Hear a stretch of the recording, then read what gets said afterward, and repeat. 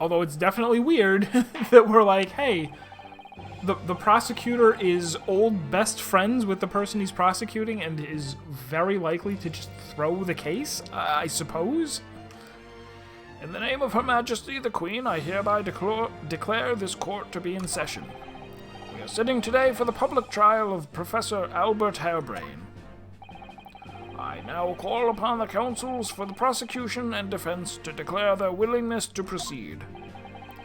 The prosecution is ready. The defense is ready, my lord. I'm 6 months out of practice, and what's more, I'm without Susato-san today.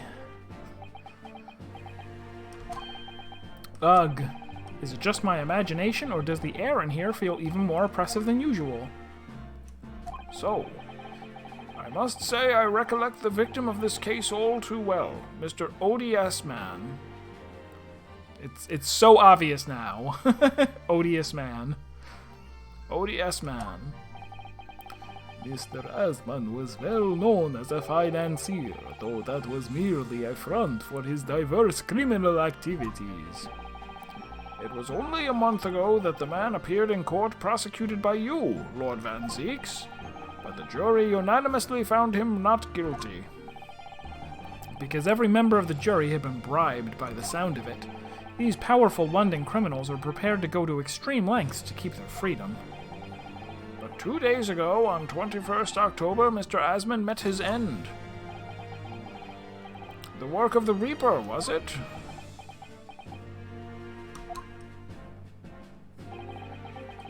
If that is how your lordship would describe divine retribution. But the fact remains that Mr. Asman's death was a direct result of the actions of the accused, Professor Harebrain. Very well, then. Now, ladies and gentlemen of the jury, you have been selected at random to represent the will of the people. Are the 6 of you ready to fulfill your societal duty? A new person? What is this? And the person next to him is also new. Unprecedented. That London has more than 8 people in it to choose from for jury duty. I'm most gratified to have been selected to carry out this important civic duty, my lord. To have a man's fate in the palm of one's hand. Oh gosh! Oh golly, it sends shivers down my spine.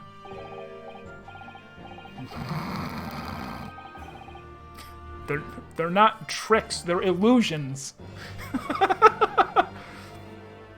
Science experiments, magic, conjuring tricks, courtroom trials, all are nothing more than performances.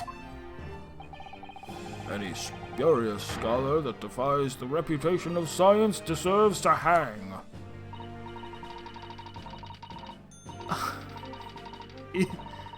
Is that your personality trait? That you eat corn on the cob? So be it. We have to listen to what's said on both sides of the fence and then, and settle on one. That's it, isn't it? And juror number 6 is asleep. Good. Wasn't like this in my day. Wasn't like this at all. Well, he is armed at least. I was about to say this is inappropriate for court, but then he pulled out a weapon, and I'm like, all right, you're close enough. You're doing a much better job than the people who came to court without deadly weapons in their equipment slot. That's the police killer Adamo lookalike again. And he's as exhausted as ever, it seems. Now, as I'm sure you are all aware, the incident we are here to judge today tragically took place at the Great Exhibition shortly after its opening. Unlimited supply of corn qualifies as a weapon?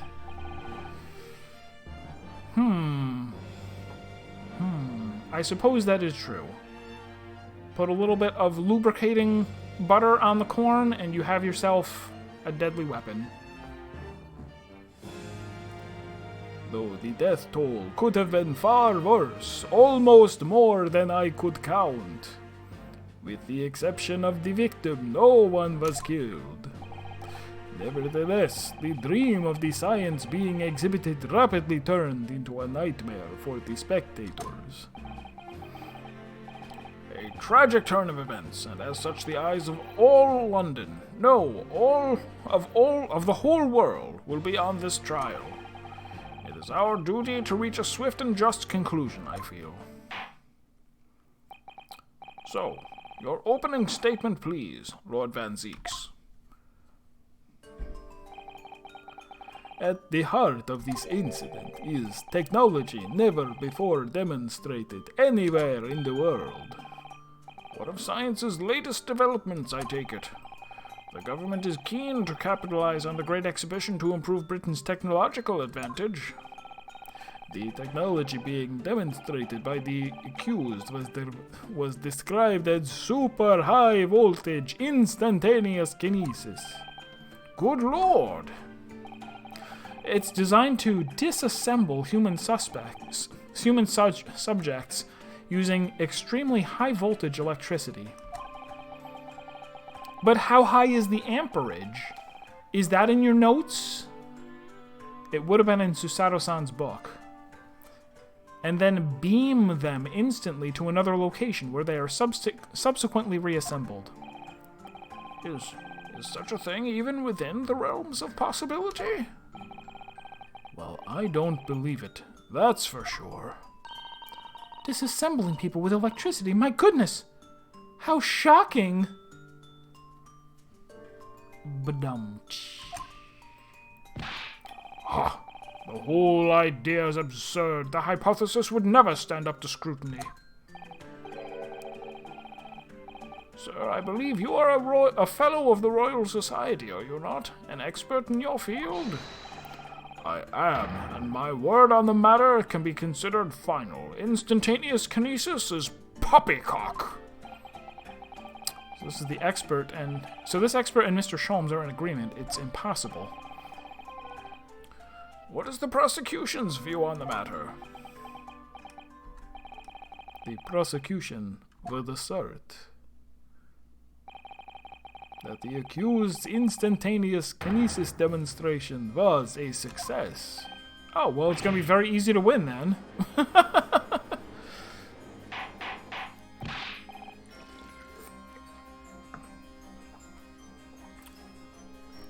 Order! Order! The professor's hypothesis is currently under investigation by the British government. If it is deemed to have merit, a substantial research grant would be made available. The accused made use of the invention built on his new hypothesis to take Mr. Asman's life in order to be the sole benefactor of the grant. Oh, that kind of makes some sense.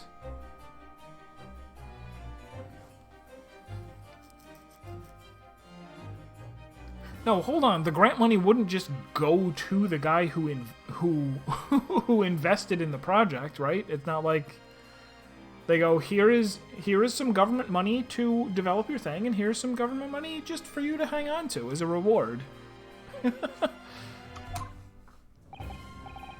But this disastrous demonstration was no accident. It was carefully designed from the outset to end the life of the victim.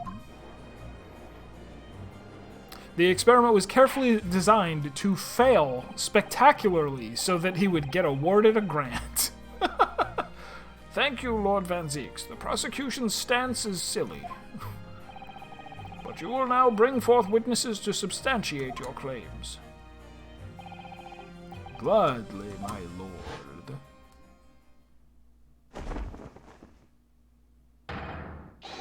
Bailiff, show the first witnesses to the stand.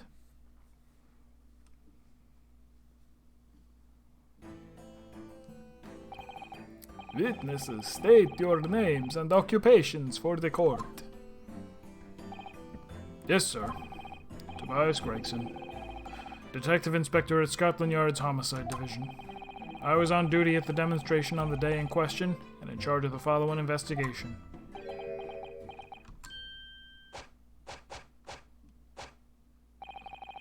Albert Hairbrain, scientist.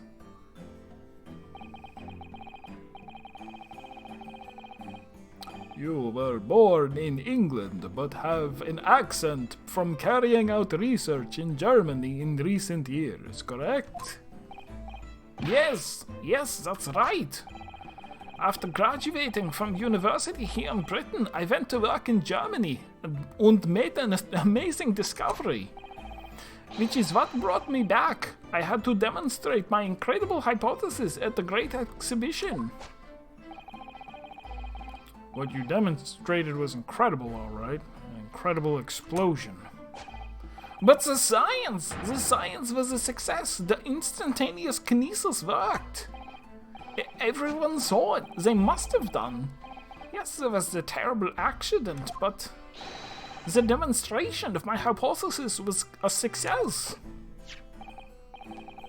Well, that much is undeniable, as shown in this photograph taken by the forensic investigation team. This was taken inside the Crystal Tower, I take it? The centerpiece of the exhibition, no less. That's right, my lord. Seems the victim rammed straight into it. I see. Very well, submit the photograph as evidence. As the courts heard, the victim of the incident was Mr. Odie Asman. Let's peek at this picture and see what there is to see. Broken glass, or crystal. Monocle. Green hair. Pillow. Straps. Bow tie. Yes, you missed it. They've been playing up this Crystal Tower exhibition since the previous game. They keep, oh man, there's going to be the London's Great Exhibition featuring the Crystal Tower. And they just keep mentioning it and keep mentioning it. Apparently the real thing was called the Crystal Palace, and it was in, you know, they built it for some, back in the 18 whatever, for the big science exposition that they had, where they were like, what an interesting idea too, right? Like an E3. I mean, even E3 isn't exciting anymore, but like an E3 that was like, these are all the inventions that we expect to change our life over the next 20 or 30 years. I call this one a car. And it was like, you would go there and you would see the first car. And they'd be like, yeah, everyone's going to have these in the future. It's going to be great. There have been a number of allegations made against the man, but putting them aside for the time being, he was the man who financed the research for the experiment and the demonstration itself. I see. So to summarize the situation, the defendant is accused of taking the life of the man who funded his work. Would that be correct? Exactly. But couldn't it be that the explosion was caused by some malfunction in the apparatus used for the demonstration? That's right, that must be. It's my splendid machine. My poor splendid machine. You saw it yesterday, didn't you? We can't even examine the wreckage thanks to the Special Dispensation for Scientific Equipment Act. What? The wreckage? The wreckage? But that being the case, how can the facts be established? How can it possibly be determined whether this was an accident or a deliberate and malicious act? Why is because he went to Germany, which caused him to instantaneously gain a German accent. That is how these things work. Extremely simply, my lord. I beg your pardon? Isn't that right, witness?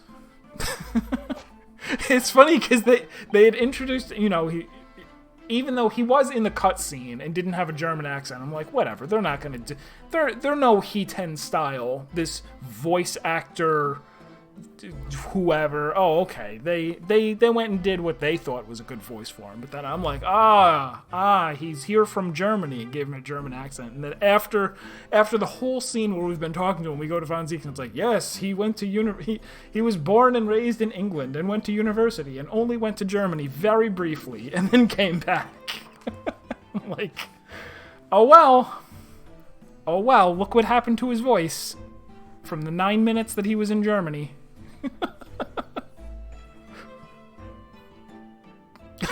Oh, you're coming to Texas this summer. You're German. I probably have. Have I ever showed you the video on specifically the dialect of German that is spoken in Texas by Texan Germans? It's an interesting YouTube video that I found. What? Sorry? Me? No, your neighbor. Yes, sir. It was murder. Plain and simple. Anyone could state that with complete certainty. What? How can he possibly think that? Thank you, Inspector. I think we had better proceed to formal testimony. You will explain to the court on what grounds you claim this experiment to have been a front for murder. Yeah, let me hop on. I'm sure it's some... YouTube never forgets anything. It's probably... I can probably search for it in my YouTube history. YouTube history? YouTube? German?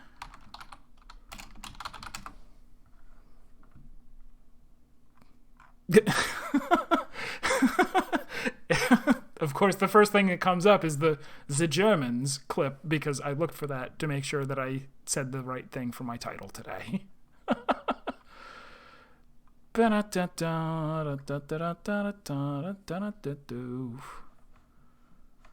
Yeah, here it is.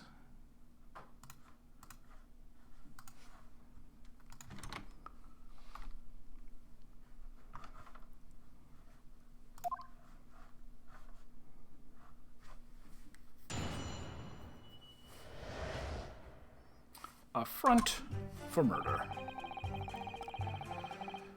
The corpse that went crashing through the Crystal Tower had a broken neck. I made a minor miscalculation in the angle of the beam projections, that's all. That was my mistake. But the post-mortem examination revealed another injury, a fatal wound. There was a lesion in his chest, where he'd clearly been stabbed by something sharp, right in the heart. So the victim was killed before he went anywhere, and this fellow is the only one who could have done it.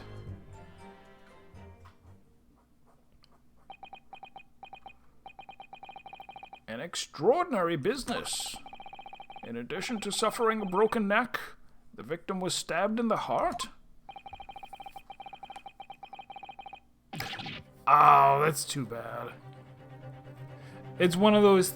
I mean, Endwalker is still new enough that people shouldn't be just, you know, just flat out saying things that spoil.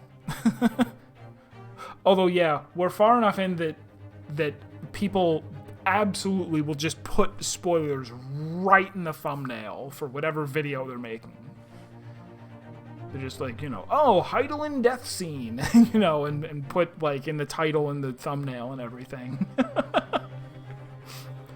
Information I would really like to have heard from someone other than the judge.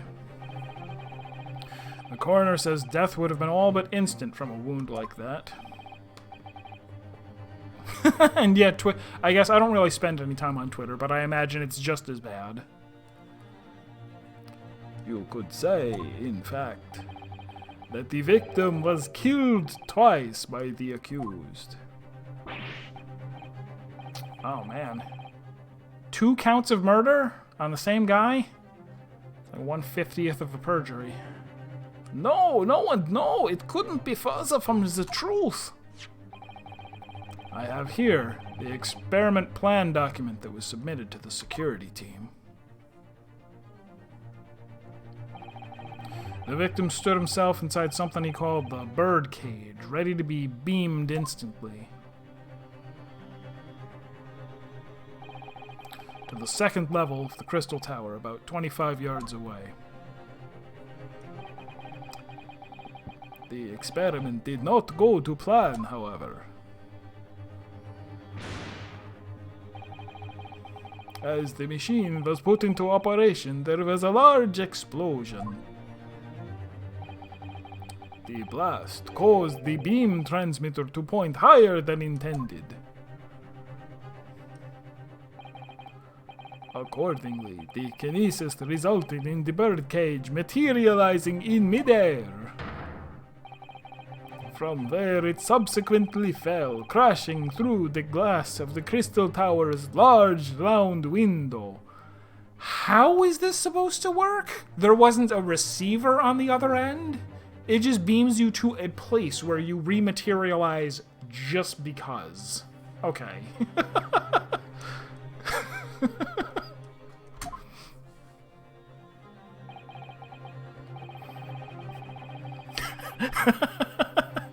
Right, and yet those are people who just have born and raised in America, in Texas, speaking the version of German that they learned from their families.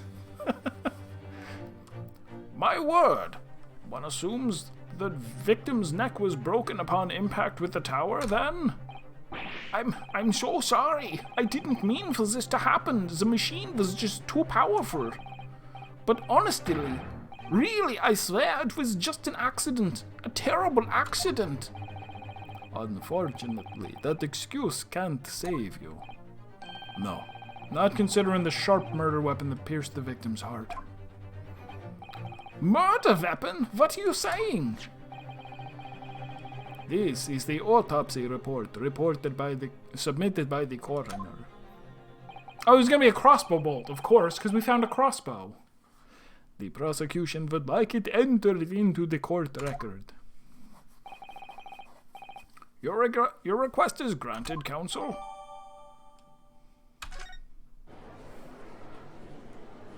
The autopsy report reported by the reporter.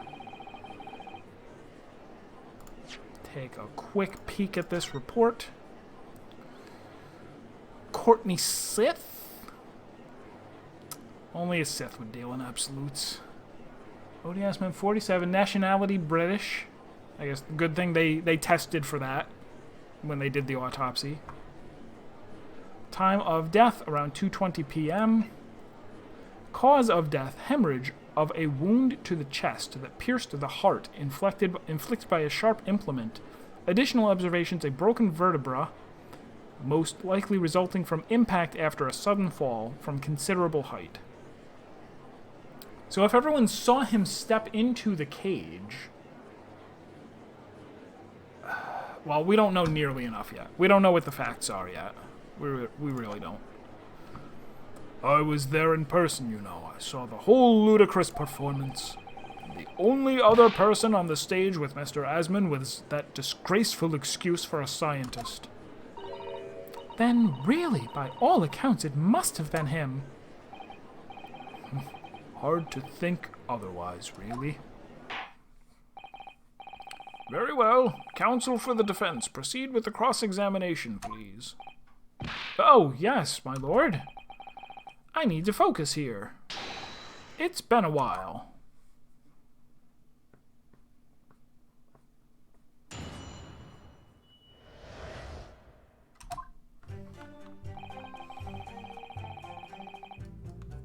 Hold it!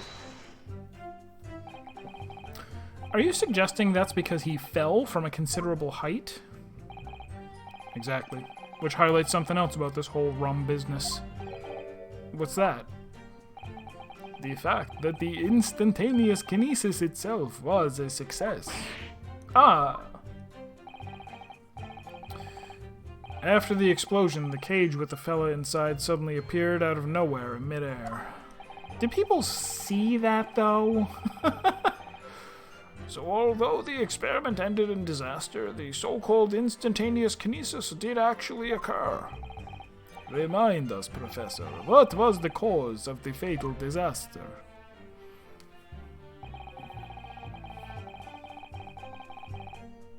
Hold it!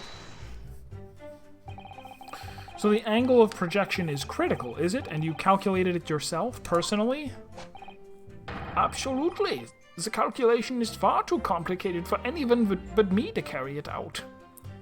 It had to be me. Someone else might have gotten it wrong. You like that? You like that Mass Effect throwback? Only you got it wrong, didn't you? Yes, that's right. That's the point.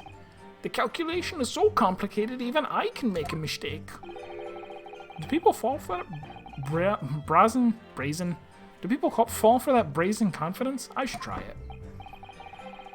I took into account the subject's height and weight, the wind direction, the ambient temperature. I considered every possible variable, so I just don't understand how this could have happened. Obviously, then, you had to include the weight of the clothes Mr. Asmund was wearing at the time, I suppose. Ah! Crackling comets! The answer should have been 3! Ah, yes. 3. The best angle. Make sure you angle it to 3. So much for safety first. The 3 must be for safety third. Hold it!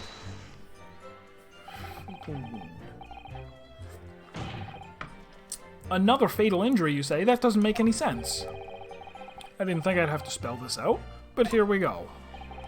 Just because there were 2 fatal wounds doesn't mean I'm saying the victim had 2 lives to lose, does it? 2 right. Obviously, at first we thought the bloke had died due to his spine snapping in half as well. But you're saying that's not the case? You'll get your answer once I've finished my fish and chips. Oh, we could be here a real long while, then. If you don't keep butting in every few seconds. But we all know that's a bottomless bag. The victim plummeted 30 feet into a glass tower. It would be reasonable to assume that as the cause of death.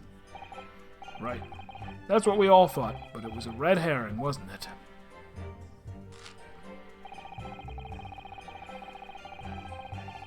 Hold it! The defense knew nothing of this crucial information.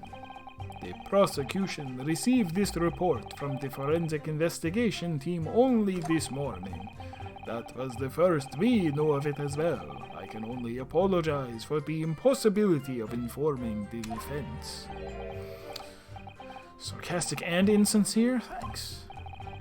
So what was the nature of this sharp object? Among the accused tools that were in use at the demonstration, one is of particular interest. This. Ah, yes, that would appear to be some sort of screwdriver. Aha! There he is! My trusty little companion, Andrew. Andrew, of course. Ah, do you know each other already? He's one of my dear friends, like all my tools. I've named them all, you know. We're one big happy family. Kind of a mistake to name a screwdriver and get attached to it, because as soon as you go through a door and need to leave it open, you would have to leave the screwdriver behind in order to prop it open. And then you'll never see him again.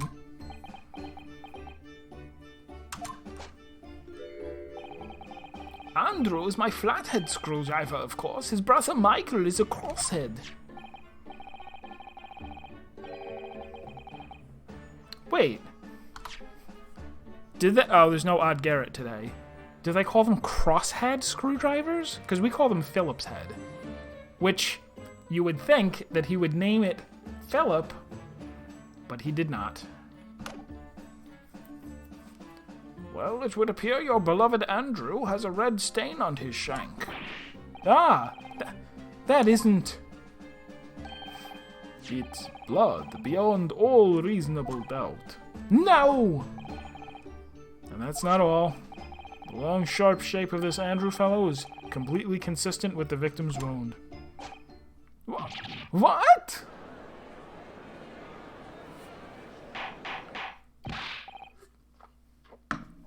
Order, order. The court will enter this friend of the defendant as evidence. So one of Professor Harebrain's tools is the murder weapon. Great.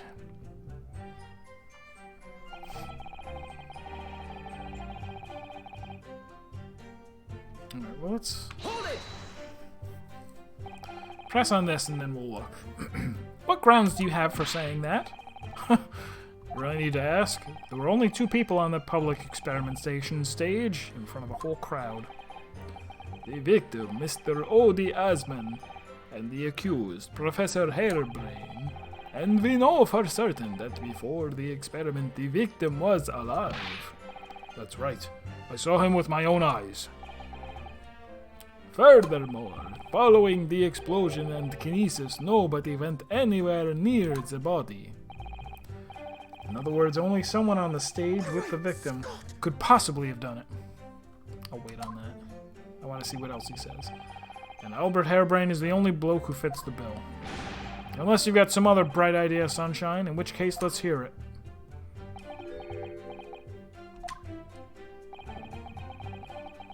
My learned friend, silence is your answer, Inspector. Oh, okay. But they still had the screwdrivers before then?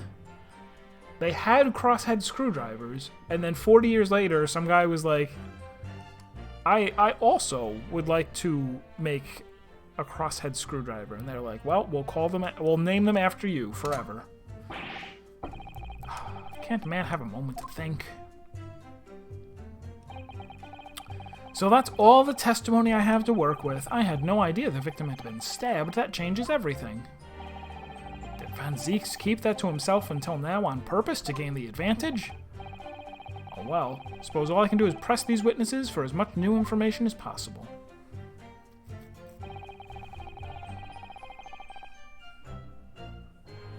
In driving the crosshead concept? Oh, I see what you did there. I see what Wikipedia did there.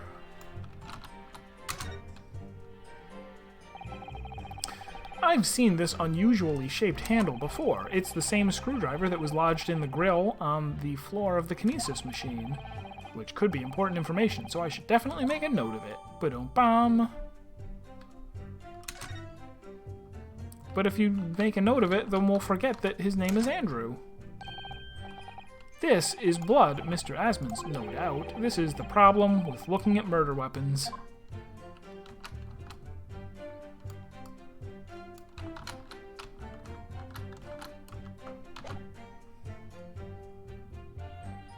So do we... I mean, I guess we don't have any way of knowing, like, would it fit in here?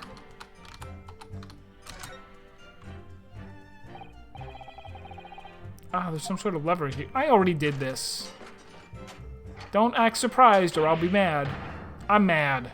Shut up. I already did this. It looks like a cross between a bow and a gun.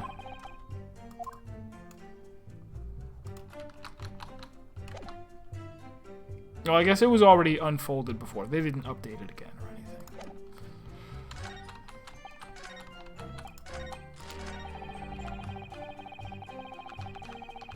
Hold it!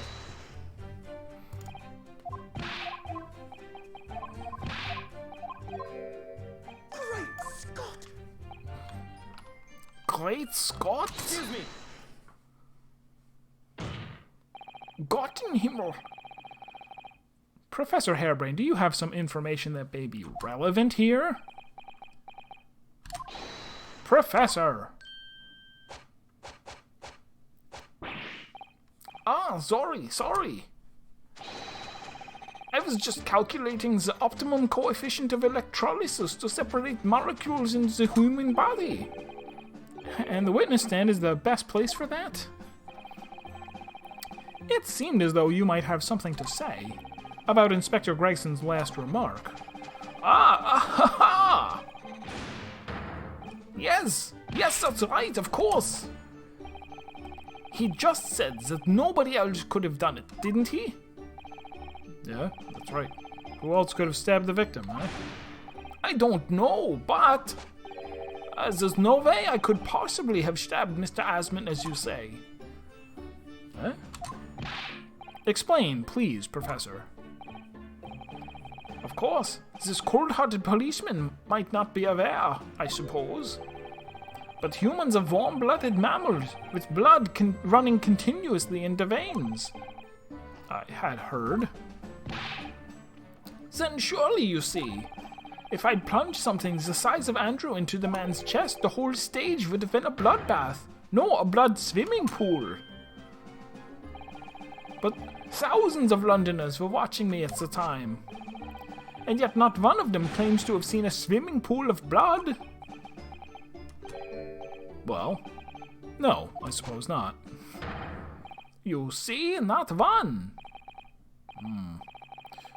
True, I didn't see anything like that. Pardon me while I do some science. Oh, that was scientific. It turned yellow. I'm sorry. I'm sorry for doubting you. It turned yellow. That counts as science. Well done, Professor. That was a great counter argument. Order! Order!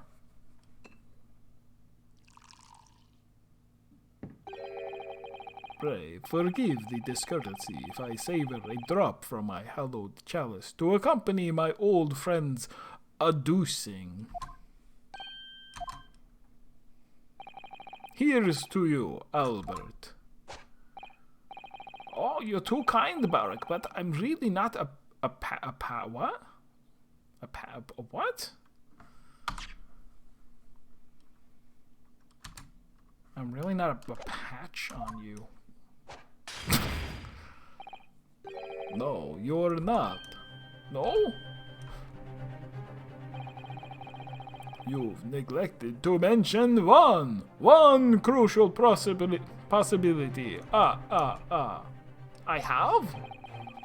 A particular situation in which very little bleeding would result from a stab wound. Of course. Inspector, enlighten the court, please. Yes, sir. Where are they going with this? Very well, we'll amend your formal testimony now, Inspector Gregson. The weapon the victim was stabbed with must have been left in his body whilst he was beamed through the air. Hold it! Why would you think that, Inspector? With any wound, it's only when you pull the weapon out that profuse bleeding occurs. Whilst it's still lodged in the body, it acts as a stopper of sorts, for want of a better word. I see. You don't need a medical degree to be aware of this fact. It's common knowledge for any investigator. There's Susato-san and her book that explains stabbings and Shakespeare. And menus. If you ask me, this bloke masked what he was doing from view with his body before stabbing Asman in the chest. Then he beamed the victim off the stage with his fancy device. The screwdriver's still where he planted it. Yawning too much. Also hungry. I would never do such a thing. Not my precious tools. I would never use them for such dirty work. You only use tools for their intended purpose. That's common knowledge for any scientist. The fact remains, the lack of blood at the scene can easily be explained, as the prosecution has demonstrated. So that's all the time. Yeah, fast forward. So I guess I'm going to present the picture, because we do have a picture of the body where there is no screwdriver inside him. Objection! What? Why isn't this it? Man. Now he's telling me GTFO, the country? Just because of a picture, which should have counted?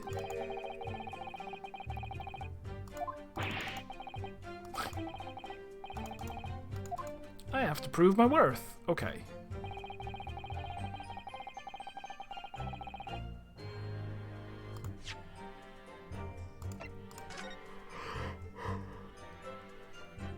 Like, this really does show the body with nothing stuck in it, so I thought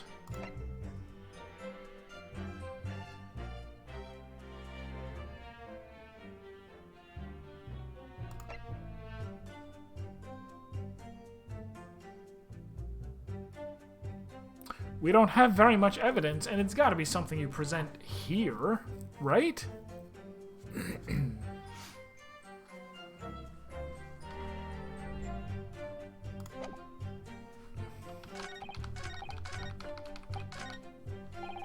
I'm gonna real quick press and fast forward on everything else to see if something new comes up, because I was pretty sure I don't have a second guess here.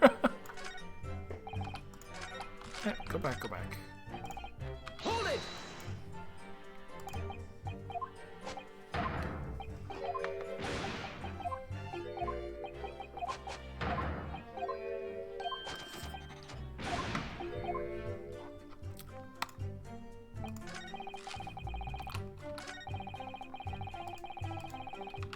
Hold it!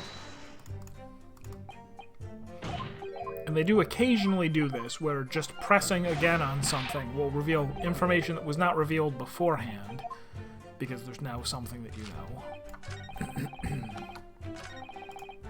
Hold it! I don't think we're gonna get that, though.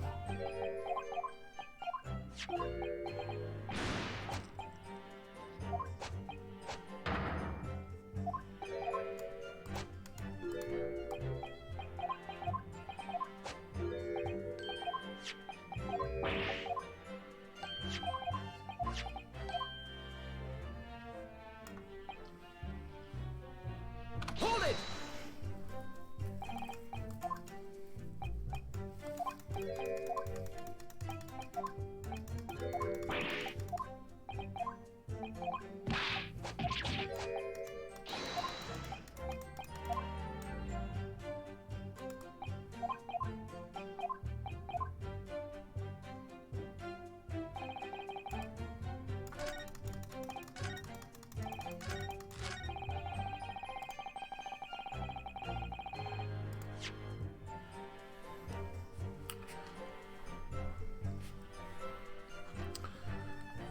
The weapon the victim was stabbed with must have been left in his body. Or wait, where did they find this?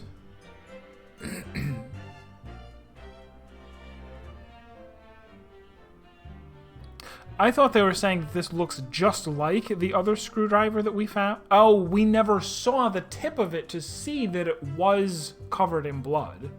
I was like, oh, there's two different ones. No, apparently the one that we were looking at is this exact one. And it had the blood on it at the time. So it was at the wrong place. Objection! You say that while the weapon remains in the body, there's very little bleeding. Is that unequivocal? Look, there was no blood on the experimentation stage, even though that's where the fellow was stabbed. The only explanation for that is if the screwdriver was still in his body, stopping any heavy bleeding. It's common medical knowledge, my learned friend, even on your side of the world. Yes, but about this screwdriver. The thing is, we actually saw it at the scene ourselves, on the experimentation stage. What? It was on the floor by the wreckage of the machine, poking through a metal grill. I went to pick it up, but the detective here stopped me. Isn't that right, Inspector Gregson? Well, now you come to mention it, yes. Inspector, are we to understand that you permitted the Defense Counsel to investigate? That you contravened the Special Dispensation for Scientific Equipment Act? No, not at all. I wouldn't do that. I just let him look, nothing more. It was very clear he wasn't to touch a thing. Yes, that's true. This screwdriver was in plain sight on the stage. But it shouldn't have been, should it? What are you getting at?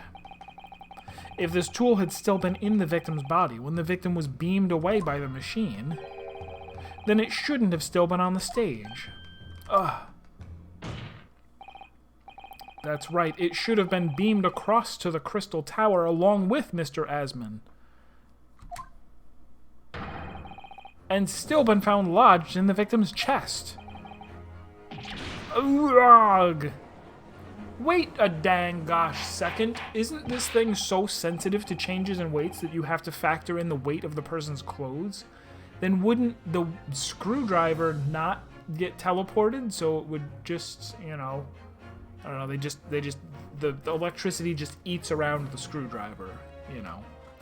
That's how electricity works. Voltage, high voltage, electro, kinesis, Star Trek. How do you explain this, Inspector? I don't. It looks as though everything that the victim had on his person was moved with him when he was beamed. If the screwdriver was still in his chest when the instantaneous kinesis occurred, obviously that should have been beamed to the destination as well. That's how science works. This is a strange situation. Even though people are saying that this instantaneous kinesis is a scientific impossibility, we're still basing arguments on the assumption that it actually did take place. Alright, time to tighten the screws here. Fortunately, I have a coin, just for that purpose. Coins are what you use to tighten screws. Screwdrivers are what you use to hold open doors. If the prosecution is unable to explain this inconsistency in its argument, we can only conclude that the testimony given in support cannot be relied upon. Lord Van Zieks is stumped.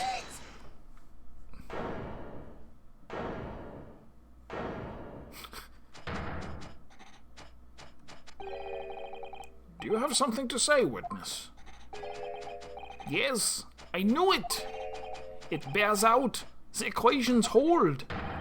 Mr. Naruhodo, don't worry. About what? Without delving into the details, there is no inconsistency. What? Even if Andrew had been lodged in Mr. Asmund's chest, my trusty tool wouldn't have moved. Andrew remaining on the stage is consistent with my calculations. That is how electricity works? And voltage and amperes? And newtons? And wine bottles? It would seem that your illusions have been shattered. I don't get. Oh, I do get it. Clearly, we should hear the accused's explanation. Or should I say, this brilliant scientist's explanation? Just when I'd found an inconsistency in the prosecution's argument. Scientists. I hate those guys. Very well. The defendant will testify again.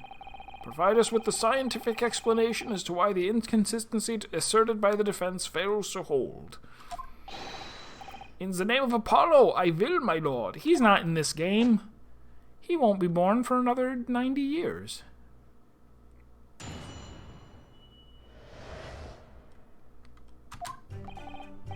To be clear, I'm still at the stage of gathering data in my research. My hypothesis states the kinesis cannot transport metal. What? Wasn't he in a cage?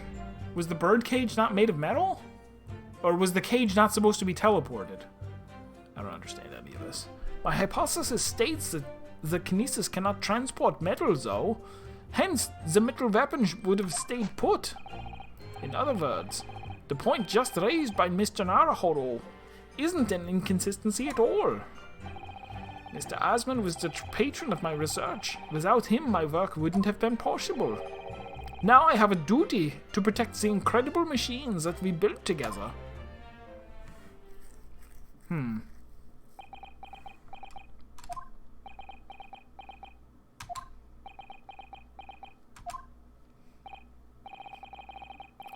So the thrust of your testimony, Professor, is that based upon his hypothesis, metal objects cannot be moved by this method of instantaneous kinesis.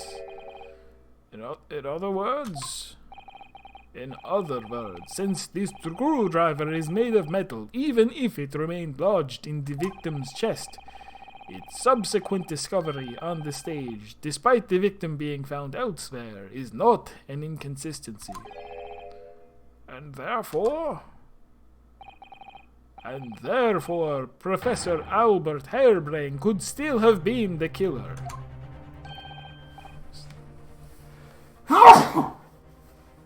Bah. My great hypothesis holds, you see. As his lawyer, I should have stopped him from giving that explanation. I mean, come on. We had to make the cage used to contain the subject from wood, for that very reason. I was not addressing you, witness. Professor Harebrain, I may be a little late on this, but yes? Whose side are you on here? I don't take sides, Mr. Naroldo. No. 9. My only interest lies in upholding my hypothesis. I'm a scientist after all. Is he working for us or against us? It's very hard to tell. Let's see how you cross-examine this testimony, my Nipponese friend. Yes, fire away, Mr. Naruhodo.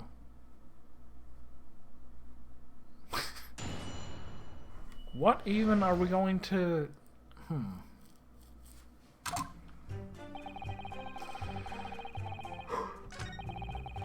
Hold it!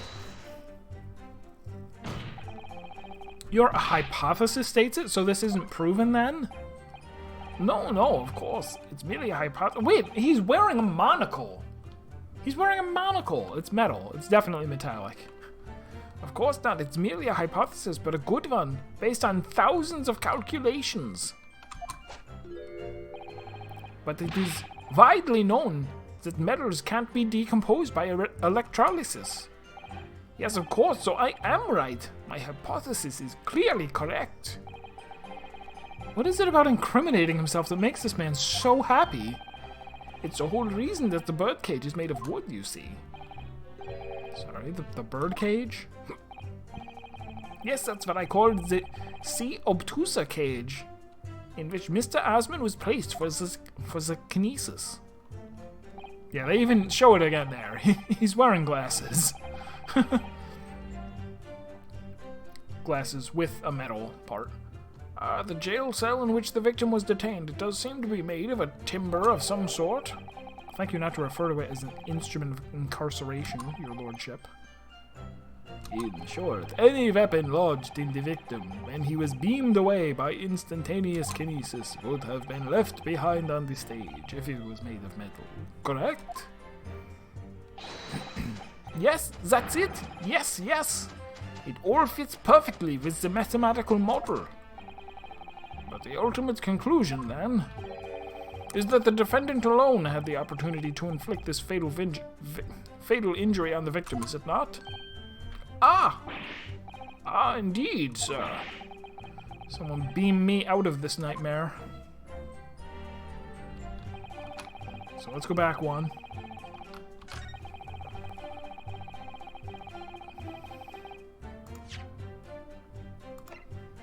Objection! Professor Harebrain, you say that according to your hypothesis, nothing made of metal can be beamed by instantaneous kinesis using the machine you made. Is that right? Yes, that's right. Spot on. Exactly correct. In that case, I'd ask you to have a look at this photograph that was taken at the scene. In particular, I'd like you to pay attention to the victim's face. You can clearly see that Mr. Asman is wearing a pair of spectacles with a metal rim. What? Metal? No! Metal can't... That's not... metal. No! We've already established that the proposed murder weapon, the screwdriver, was found on the stage. However, if your hypothesis correctly predicted that outcome, it should also have predicted that the metal-rimmed spectacles would be found in the same place. My hypothesis! My hypothesis! Professor Harebrain, this isn't easy for me to say. But your hypothesis is clearly flawed. This is how scientists act when they get the results of a study. Counsel, what is the implication of this? If on the day in question the alleged instantaneous kinesis never actually took place, then it's entirely possible that the victim was killed somewhere other than on the stage, and in that case, someone other than the defendant could have been the culprit. But my hypothesis is sound!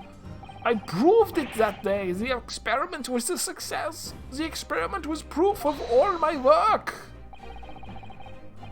If I could say something here, in my capacity as a fellow of the Royal Society. Yes, juror number 4, go ahead. As a man of science, there's one thing I simply cannot abide. And that's a fraud who pretends to be a fellow man of science. What? Wait, great Scott! Are you suggesting my science is suspect? It's just been disproved, hasn't it? In front of all of us. In other words, the whole demonstration was a complete nonsense from start to finish. Believe me, my fellow jurors, when I tell you that this man is a heel, a bounder, and a fraud. I say the wreckage of that machine should be stripped down and thoroughly examined. No, never! That machine is the essence of my entire hypothesis. It's protected by the Special Dispensation for Scientific Equipment Act.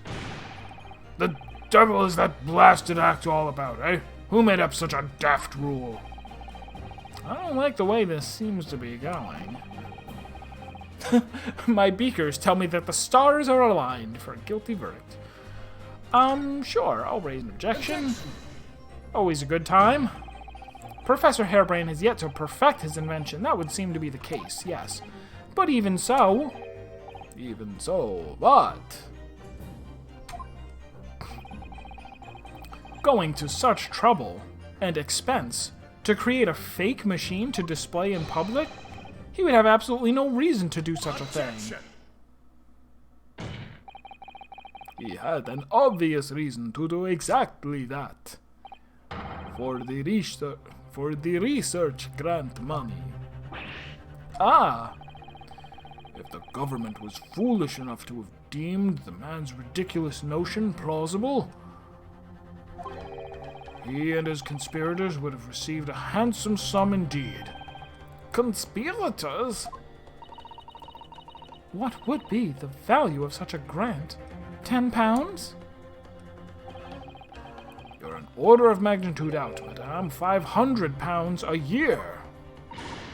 O-R. O-O-R? Ooh, R. I'm a pirate. I'm gonna get scurvy, because corn doesn't have vitamin C in it. You could live handsome on that much for years. The Society's noticed an increase in bogus public demonstrations in the field of science recently.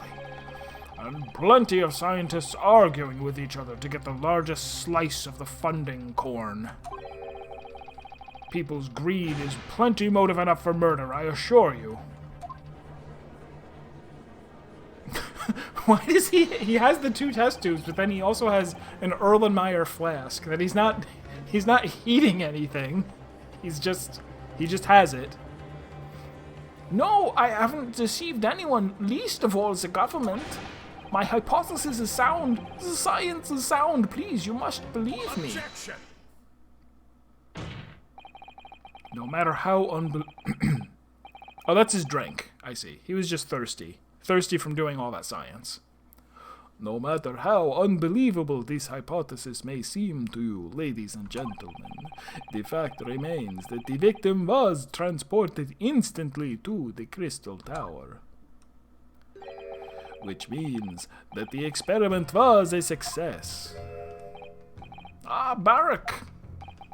And therefore, the only person who could have possibly committed this murder is the accused. Ah, Barak. Where is this heading? I have no idea. My lord, if I may. Yes, Lord Van Zieks? The prosecution would like to summon new witnesses to the stand.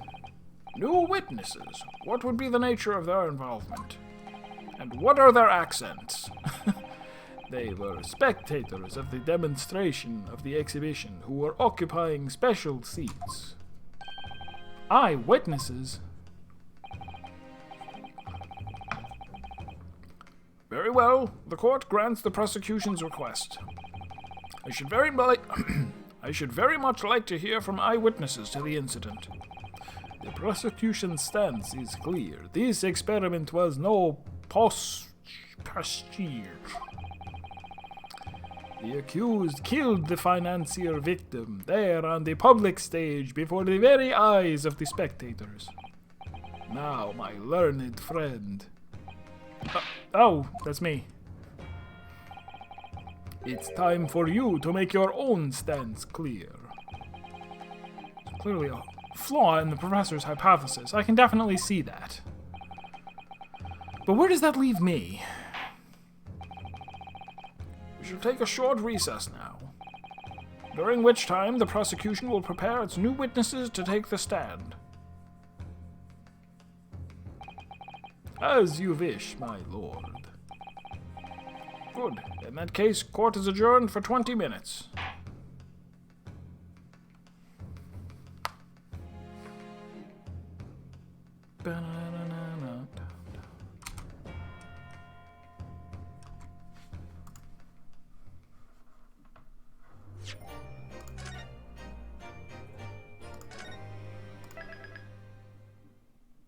Why is it called The Great Departed Soul? All of the titles, I feel like none of them have made sense. Or none of them have been related to the case. Sometimes. The Clouded Kokoro. So we could have stopped. I think I'm going to go just a little bit farther. Probably just until the end of the recess. Because I am very hungry. Mr. Naruhodo. What on earth were you playing at just now? Or rather, what on earth were you playing at all along? My hypothesis, my amazing hypothesis. You've been picking holes in it from the start. Sorry about that. But you promised me. You said you'd prove that dratted explosion was an accident, not murder. You said you'd keep my precious invention from falling into anyone else's hands. But all you've done so far is try to undermine me. Yes, I did make you a promise, you're right. I said that I'd believe in you and fight for your freedom to the very end. But I also told you I was no scientist. I don't understand your hypothesis. The fact is, there's an undeniable flaw in your logic, isn't there? But if I just run through some equations... Yes, you see, it's because my work is incomplete. Perhaps it is. Nevertheless, a man died as a consequence, didn't he? Oh, no!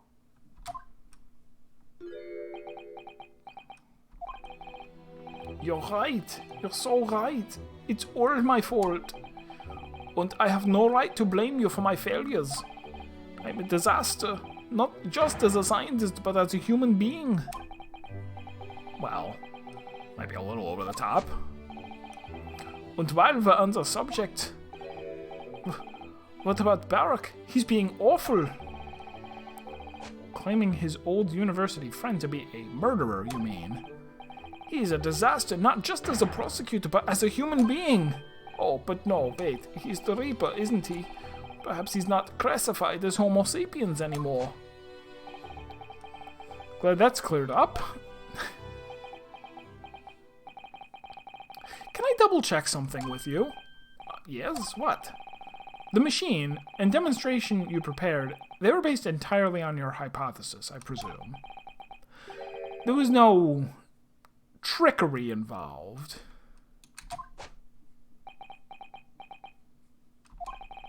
I drew the plans for the machine with my very own hands. Every line was painstakingly drawn, with the firm belief that science is the only future. So yes, it's true that my hypothesis hasn't reached maturity yet, but please, Mr. Naruhodo, you must believe in it. Alright, Professor, I understand. Counsel, defendant. The prosecution's witnesses are ready to take the stand. Court is about to be in session again. Make your way into the courtroom, please.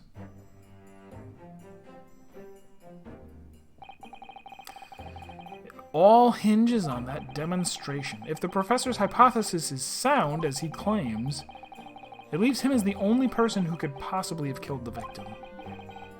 But on the other hand, Mr. Sholmes was adamant. A practical implementation, such as was attempted by the professor at the Great Exhibition, is quite impossible. So really, what should I be trying to prove here?